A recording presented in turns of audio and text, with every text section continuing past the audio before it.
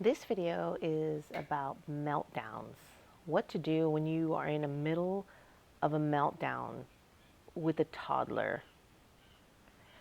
I have two children on the spectrum. One is more high functioning and one is more low functioning. My higher functioning child did not have a lot of tantrums. He had meltdowns, but they were more emotional. Um, he had a hard time dealing with disappointment. He didn't know how to deal with disappointment. But I want to address the meltdowns where your kids um, lose their shit and how you can not lose yours. So, what to do? You have to remember that autism is a social, they look at it, it's a social disorder. They don't want people around them. And so, as mothers, as parents, we think the first thing is to go in and to see what's wrong. And I would go in and I would see what was wrong, assess the situation. My daughter is nonverbal, so asking her, well, what's wrong? What do you want, sweetie? What happened? That didn't serve us. So if you can do that, go ahead. But I couldn't do that. I had to assess the situation. So I was always playing detective, looking at things around. What did I see? If something had fallen or come apart or those kinds of things. And then I always kept my eye on her. I knew what she was doing, what she was watching, what she was playing with, so that way I could better understand. But there were a lot of times where she would have a meltdown and I didn't know what it was. So I learned how to stop trying to fix the problem and instead support her and just be there. Because, think about it. How many times are you in a bad mood and you just need to vent? You just need to release that energy. You don't want anybody to come fix it. They can't, even if they tried. You're just, you know what? You're having a moment. Well, your kids do that too. Okay, so I learned that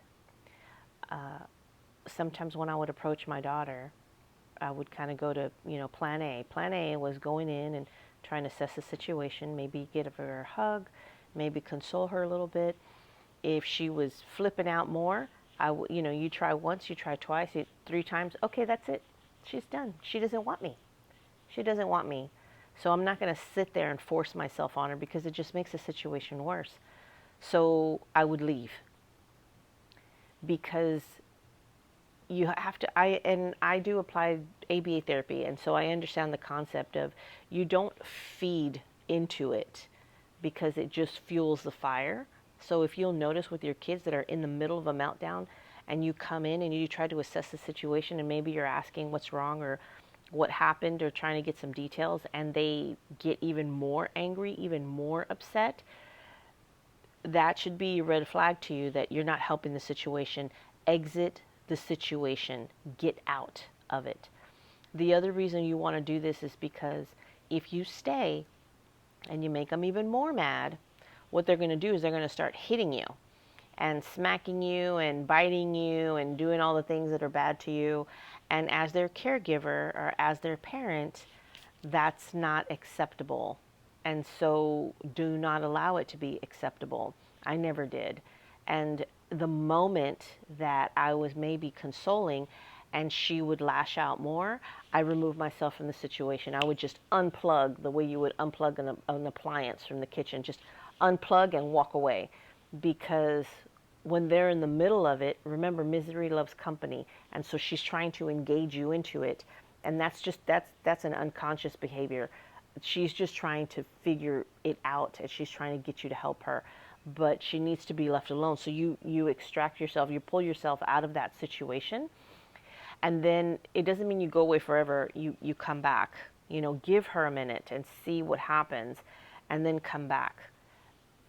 I would come back and I would stand far. Like I wouldn't come all the way into her space. And I would wait and see. And maybe she would look at me. Maybe she would, hint with her eyes or her face or her body language. and then I would try to come step back in, and then sometimes you try to come step back into their circle, into their space, and they're like, "Wah!" Oh, well, okay, fine, and you just turn around and get the heck out of there. They don't want you in their space. They're trying to self-regulate.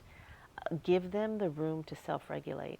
And so in those situations, I would come and I would stand at my daughter's, at her bedroom door, and I would just stand there, and I wouldn't say anything, and I would not make eye contact. Don't make eye contact with them. When you make eye contact with them, then that's like listening to them or being in there. So don't make eye contact. I would not make eye contact, and I would just kind of let her see me there, so that she knew that mom is supporting me, but mom isn't smothering me. So give them space. They're little people, and they're trying to regulate their emotions. Let them process, and then maybe you can come back a little bit later and give hugs and kisses later. Allow them time. So there were times where my daughter was crying and crying and crying, and I didn't know what she wanted, and I didn't know how to regulate it, and she just needed a moment, and it would take a while, and it was difficult, and it's difficult to hear, and it's difficult to experience, but it taught her how to, you know, deal with her emotions, because as a human being, we all have emotions, whether you're on the damn spectrum or not. Every human has emotions, including our kids, and so she has to go through this. Another thing I would do is I would give her words. Remember, she's nonverbal, but cognitively she understood things, even though she didn't speak it. So I would tell her, frustrated. Are you frustrated? Are you frustrated? Or angry, angry. Are you angry? And or you're experiencing anger right now. I would give her those words, and as she got older, she was able to repeat them, and she understood. I wanted her to understand that I understood what she was going through, and that if she was frustrated because she couldn't express herself, if she was frustrated because she couldn't have something or do something, or just frustrated, just frustrated with where she was at in life, then I wanted to give her a space and just hold that space for her and let her know that mommy understands, and it's okay if you're having these feelings. It's okay for you to feel what you need to feel, and allowing her to process and feel the feeling, not suppress it, not put it down, not push it down. Just feel it. Feel the frustration. Feel the anger, and it'll pass. Remember, this is temporary. It's not going to last forever. The meltdowns don't last forever. They get better, and over time, if you help your children regulate those emotions that they're having, then it lessens. And I will say that my daughter does not have meltdowns the way she used to. Definitely not the way she used to when she was a toddler. So I hope this helps. This is Autism Alternative Journey, dealing with the meltdowns without a prescription, without medications.